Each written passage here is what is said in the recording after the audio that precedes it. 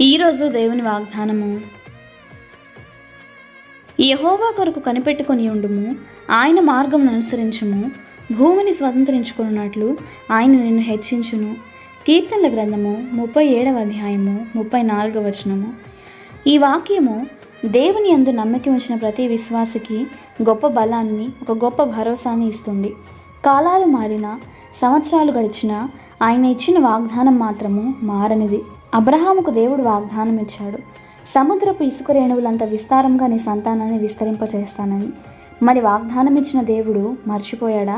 లేదు. అబ్రహాము దేవుణ్ణి విడిచిపెట్టాడా? లేదు. దేవుడు ఇచ్చిన వాగ్దానం కొరకు నిరీక్షించాడు, విశ్వాసం ఉంచాడు. ఆయన మార్గము నుండి తొలగిపోలేదు. ఆయన ఇచ్చిన వాగ్దానం కొరకై కనిపెట్టాడు. తన సంతానం పట్ల ఆ వాగ్దానం దేవుడు నెరవేర్చాడు. విశ్వాసులకు తండ్రిగా నేటికి కీర్తింపబడుతున్నాడు. ఈ వాక్యం వింటున్న నీవు మరి దేవుని కొరకు కనిపెట్టుకొని ఉంటున్నావా? ఆయన మార్గాలను విడిచిపెట్టక నడుచుతున్నావా? ఆయనను విడిచిపెట్టకు.